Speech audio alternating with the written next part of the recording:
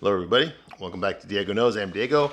Let's finish talking about some more Sex and the City. That's right, Sex and the City, that wonderful show from the late 90s, early 2000s. I'm Diego. I've watched every goddamn episode of Sex and the City. When I'm done doing that, I'm going to watch both movies, and then I'm going to go after your chick flicks so they're not safe, okay? Like I said, I've watched every single episode, and I've rewatched them all now. Now I've rewatched all of them. Okay, I watched them all back in the day when they first came out, and now I recently finished watching the last episode of Sex and the City, and that's what I'm reviewing right now for you. Okay, the last episode of Sex and the City. That's what this review is about. Okay, so I'm taking my time with this episode because this one finishes up the entire series. There's two more movies after this, and then there's that piece of shit show, and Just Like Crap. Do not watch it. That show's an abortion. I've already reviewed that show. Those episodes are on this channel already, okay? But we're not going to talk about that show today. We're going to talk about the good show, okay? This is the end of the good show. The final episode of Sex and the City, the 94th episode of Sex and the City, and I'm pretty excited about it, okay? Now, for those of you who've been watching my reviews, you know goddamn well I do not censor myself here. I'll give you a straight man's point of view, okay? That is the point of view you never got when you watched this show, okay? I'm going to tell you exactly what a real normal guy, straight guy would think about these episodes, about these relationships, these women, all these circumstances, okay? That's what I give you here, a straight man's point of view, okay? The show is written by gay guys, lesbians, and feminists. They don't know what the fuck a straight guy really is. They give you a caricature of what a straight guy is, but they don't really know what a straight guy is. What we think about, what we go through, what kind of feelings that we have, they don't know anything about that shit, okay? And that's pretty obvious in every frame of the show, okay? They got the women right, they do not have the guys right, okay? And that was my biggest problem I had with the show when I watched it originally. The straight men, supposedly they're on the show, were not being represented correctly, okay? And that's why I've got this YouTube channel. I'm going to separate the fact from the fiction. I'm going to burst your friggin' bubble, okay? I'm going to go after this bullshit and get you back in the real world because this show is fucking lollipop land. It really is. Let's get out of lollipop land and let's get back into the real world, okay? I do not censor myself here. If you're easily triggered, if you're easily offended, get the fuck out right now. I will not censor myself. I have nothing to gain by lying to you. I'm going to tell you the honest God truth, okay? The real question is, can you handle it? Can you handle the truth? I don't think you can. I don't think you can. But we'll find out, won't we? Okay, so where I left off last time, okay, this is episode 20 of season 6. The name of this episode is called An American Girl in Paris, Part 2. Okay, and then where we left off here is Carrie's living in Paris. She's miserable. Her boyfriend's been neglecting her. He's always busy at his job at the museum. He does not have time for her. She does not speak the language. She does not have any friends. She doesn't fucking know anybody there. She gave up her job. She doesn't have her job anymore. She's living in fucking Paris. Okay, she's doing the best she can. She tries to distract herself by eating a lot alone and by shopping, okay? But now she's bored. She's tired of that. She misses her girlfriends in New York. She misses her job. She misses New York. She misses America. Okay, like I said, she's not having a good time there, okay? She already met Alex's daughter. She met Alex's ex-wife. They didn't have too many good things to say about him. So yeah, he always puts his work first. He's been neglecting her this entire time. That's not what she signed up for. Okay, so she's not happy at all. Okay, she's internalizing it like she always does, rather than just tell him. She's just keeping it in, keeping it in, keeping it in. All right. Meanwhile, back in the States, Charlotte and Harry are trying to adopt a kid. They had a surrogate couple that had agreed to give up their baby once the baby was born, but then at the last minute, after Harry and Charlotte flew them to from North Carolina, flew them to New York, gave them this great dinner, they decided they changed their mind and that they were not going to give up their baby after all. Okay, he's like, well, why did you come all the way over here if you already knew you weren't going to give us the baby? They're like, oh, we've never been in New York before. And the girl, the white trash girl, is played by Leslie Goranson. You remember her? That was Becky from Roseanne. Okay, I had the hots for her big time back in the day. I did. Her and I were around the same age. Okay, so yeah, I had the hots for her big time back in the day. So this is the only time she ever shows up in Sex and the City, but that's that. Okay. Meanwhile, Miranda and Steve are there. Steve's mom, Miranda's mother-in-law, had a stroke recently. Nobody knew about it because she lives alone. So she's suffering from dementia. She's calling her grandson by her son's name. She's getting things confused. She's not really aware of her surroundings and stuff. She's forgetting who people are and things like that. Miranda just thought that she's a drunk, because she never liked her. But now she's starting to be like, oh my God, this woman's got some serious health issues, So she made the unselfish choice to fucking allow her mother-in-law to live with her and her husband and her baby at her house, at the big Brooklyn house that she bought. Okay, so I thought that was a really cool thing. It's not something that Miranda would normally do. Okay, ever. She never really thinks about anyone other than herself and Carrie. Yeah, more so than she does her husband. Okay, but she did something very unselfish, so it blew me away too. So that's what's going on. They decided to let her move in with them. Okay. And meanwhile, Samantha gave her boyfriend, Smith Jarrett, he's in Canada for 8 weeks shooting a Barbarian movie about Attila the Hun. She gave him permission to cheat. And of course, he's like, oh, I would never cheat on you. No, no, no, no, no. I'm going to stay faithful to you, honey. You're the only one for me. And all the other bullshit that comes with fucking a male gigolo fucking charging his client, whatever. Okay, that's what I think anyway. Straight man's point of view. Okay, so that's where we are. We're caught up now. Okay, Samantha lost her sex drive because of the chemotherapy drugs she was on. All right, so that's where we are right now.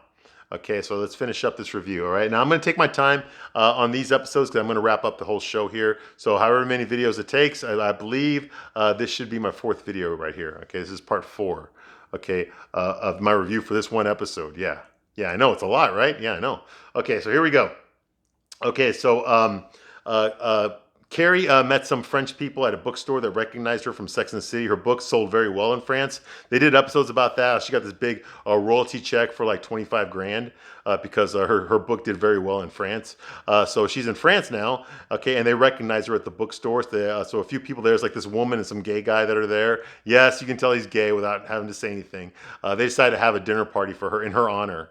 Okay, on a Saturday night. Well, that's the same night that Alex is showing off his exhibit to the curator of the museum, so he cannot make it. Okay, so Carrie's going to go to her dinner party, which she should, and Alex is going to go to unveil his exhibit at the museum. So now it's Saturday night.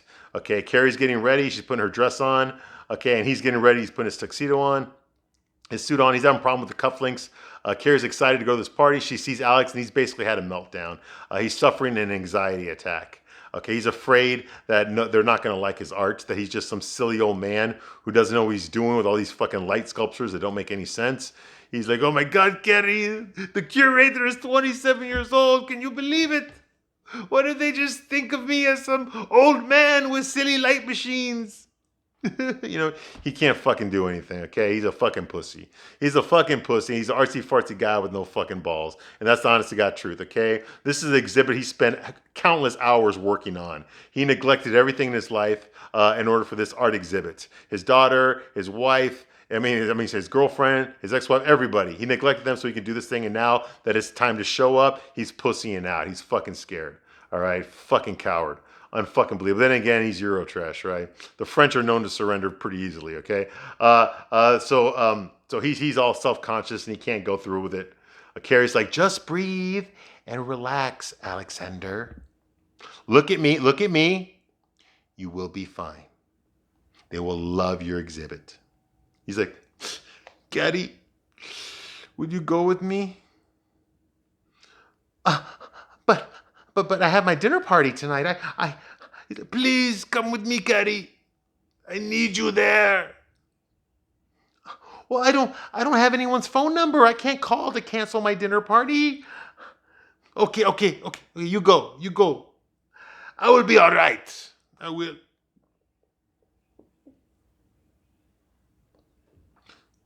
I'll be fine. Yeah. No, I will go. Which was very unselfish for her to do. It's important to you. And then she holds his hand. He's like, thank you, my darling. I promise not to let go all night. Okay, so they end up going there. They go to the museum. It's got a big sign there in front of the French museum that says Alexander Petrovsky, the Mad Russian. Fucking Eurotrash. Okay, so this is there. They walk to the museum, big photo shots of fucking Carrie and him walking down Paris. You know, a lot of history there, a lot of neo-Gothic architecture. Okay, so they're there and they get to the museum and they go inside.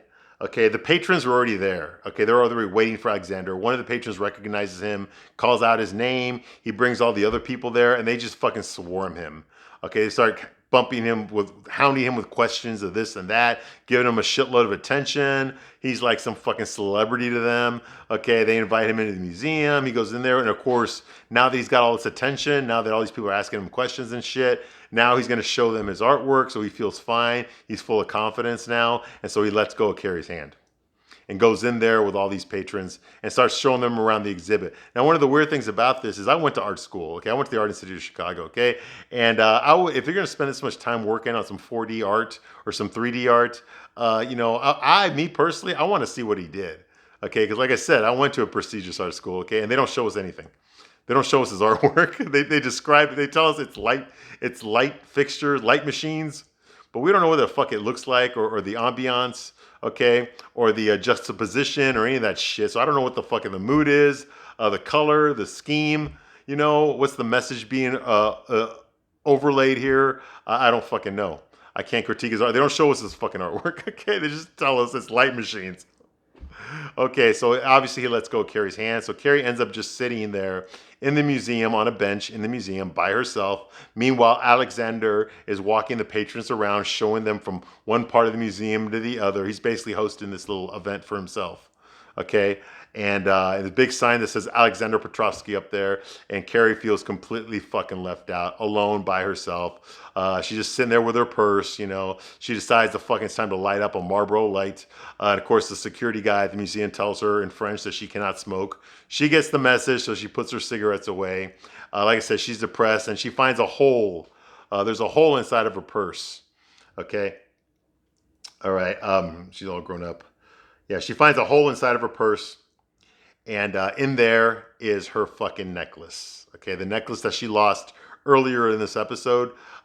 She actually went. Also, her last episode, she went to fucking to Dwar to go shopping, and she slipped on the wet floor because it was raining outside, and she fell, did a nosedive right in the fucking lobby, okay, of Dwar, and all the contents of her purse spilled out.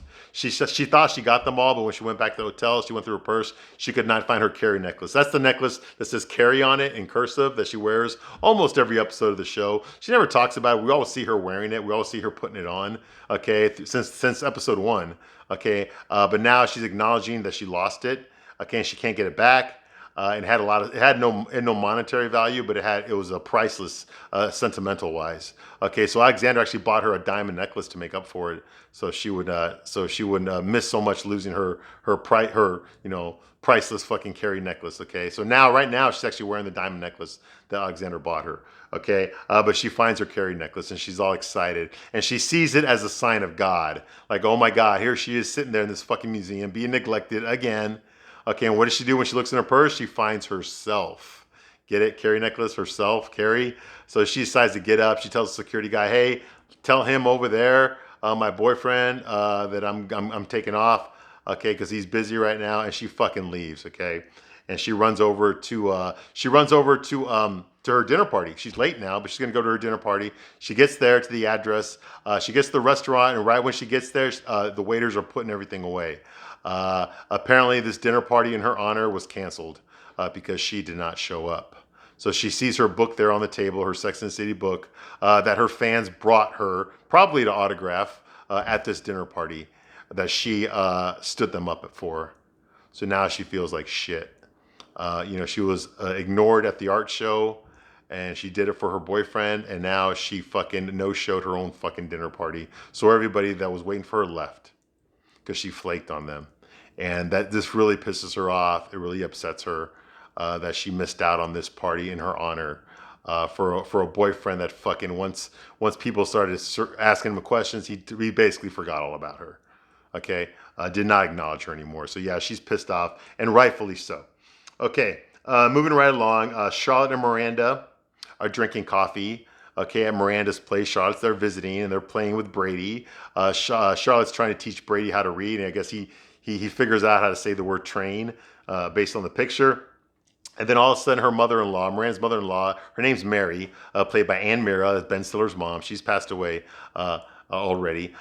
She comes out into the room wearing a coat, and she says, because it's cold outside, and she says, "I want to take little Stevie to the zoo." And Miranda says, like, okay, this is Brady, Mary. Okay, Stevie's all grown up, and he's at work right now. So she, like, walks away, right? She walks away out of the room, okay, and Miranda tells Charlotte, like, hey, some days she's fine. She understands everything. And then some days, she's just like, some days there's just bad days for her. She forgets where she is. She forgets people's names. Like right now, like the way she's acting right now, this is like one of her bad days, but Steve, she's like, well, Charlotte's like, oh, how are you handling it? And she says, well, not very well. Steve has been amazing. Oh my God, she called her husband amazing. Can you believe that shit? You know, fucking somebody call Ripley, dude. That never fucking happens. She says, Steve is amazing. He gets home from the bar late, and then he's with her all day. You know, so I don't have to be. And then, of course, Mary's screaming from the back room like, let's get ready to go to the zoo. And Miranda's like, this is the zoo. And Charlotte says, like, you know what, Miranda? I think you're amazing. Miranda's like, I think you're amazing too, Charlotte. And then little Brady says, Mama. So she's like, oh, and I think you're amazing too, you little one, you know? She's like, wait a minute. Why was she wearing a coat?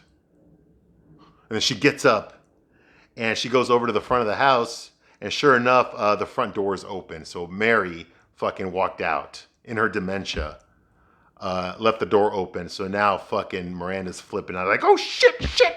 She walked out of the house, shit, shit, shit. You know, she just says shit like 500 times. Okay, she tells Charlotte, you watch the baby? You watch the baby? I gotta go find her. Shit, shit, shit, fuck, shit, fuck. Okay, she puts her coat on, her scarf, and she runs out the door, and she starts walking through Brooklyn. Like it's snowing out. Well, it's not snowing, but there's snow on the floor. It's cold out there, and she's screaming, Mary, Mary! And she's fucking flipping out, looking for her mother-in-law. You know, it's a very dramatic scene. It really is. You know. So that's going on here. She goes around looking for her mother-in-law. Okay, meanwhile, Alex, like I said, Alex showed the patrons around. Okay, he has not realized that Carrie is gone. He's just doing his fucking thing. Obviously, he's not concerned with Carrie. Okay. Okay, blah, blah. So that's going on here. Okay, meanwhile, Carrie in Paris, Carrie's running around. She ran out of the fucking when she ran out of the museum, she tried to get a taxi cab. I forgot that part. Okay, she did try to get a taxi cab. Okay, and she couldn't get one. She ran in the middle of the street trying to stop taxis, and they just kept going by. And so she's frustrated. She's looking around. She's got her fucking pink fluffy-doo fucking tutu skirt on and her white fucking coat. Okay, and while she's looking around for a cab pulls up right behind her, not to pick her up, but right behind her, and in the back seat is fucking Big, okay? But she does not see him, and he does not see her. They miss each other by that much, okay? But it's Big in there. He's in Paris, and I remember I was sitting at a bar in Chicago, in Wrigleyville, called Cosmos. It's on Clark Street, right by Clark and Addison. It's not there anymore, okay? But they were having a special Sex and the City party for the final episode. That's how I remember the date so well, okay? It was February 22nd of 2004, and I was sitting there at that time. I was sitting in the back of the bar. I got there before they started charging the cover charge to come into the Sex and the City part, so they couldn't kick me out.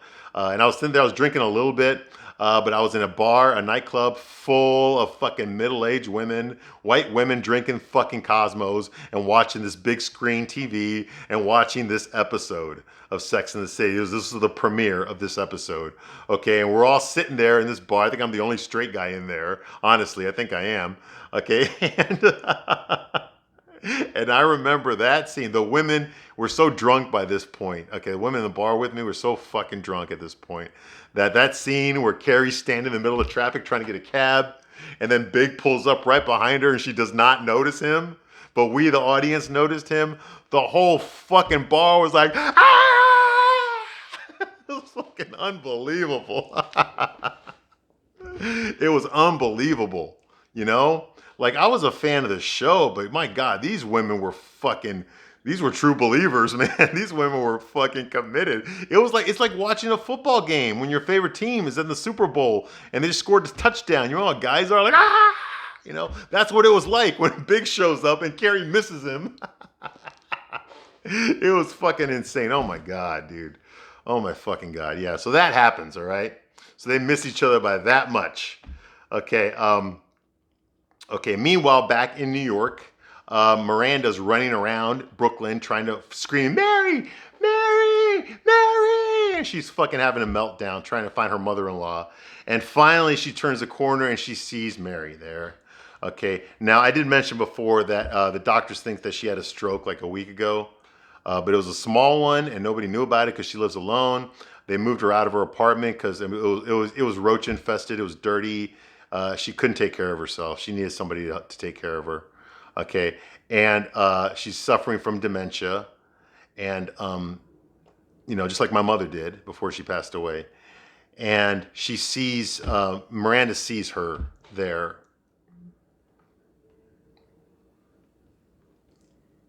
and she's eating pizza out of a fucking trash can. And Miranda goes over there and just takes the pizza away from her. And she says something like, this tastes like garbage. And she's like, yes, Mary, yes, it does. And she takes the pizza away and throws it back in the trash. And she walks with Mary. She walks with her mother-in-law that she can't stand. Walks her back to her house, And I'm sorry, but, my mother suffered from this too. And it just brought back a lot of shit, a lot of stuff. It's heartbreaking. It really is. I know what this is like. And it wasn't a fucking TV show. It was real life for me. Okay. So she takes her mother-in-law back to the house. Okay. So that happens. Okay. When she gets Mary back to the house, she gives Mary a bath.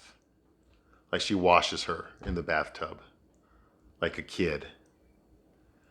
And Magda, the housekeeper, she walks by and she notices all of this. She sees what's going on here, and she kind of smiles and she walks away. Very touching, very moving scene. I'm glad they put that in the episode. Okay. Yeah, so that's going on here. All right.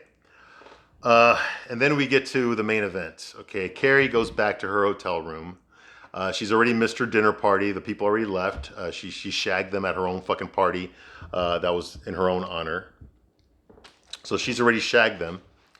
So she gets back to the hotel room, and there, of course, Alexander. He's laying in bed, taking off his cufflinks, the ones that she helped put on him earlier that night. Okay, and she confronts him. She's angry at him. Okay, and she's mad because she missed her party, and it's because of him. Okay, so she says, like, how could you abandon me like that when I gave up my party to be with you? I sat alone on a bench in a museum. I was like, oh, let's not do this now, Carrie. I'm tired. I had a stressful day. And she's like, I am a person in this relationship too. Have you any idea what it's been like for me out here? Eating alone and waiting for my boyfriend who'd rather spend time with lamp installations. Getty, that's what I do. That's who I am. You always knew this. I didn't give up my life, job and friends in New York, just so I could wander around Paris alone. All right, Kerry, I've taken a shower now, and then I'm going to bed. We talk more when you calm down. She's like, no! He's like, no! Don't you walk away from me. He's like, please, Carrie, please. And she grabs his shoulder. He's like, please, Carrie. And she's like,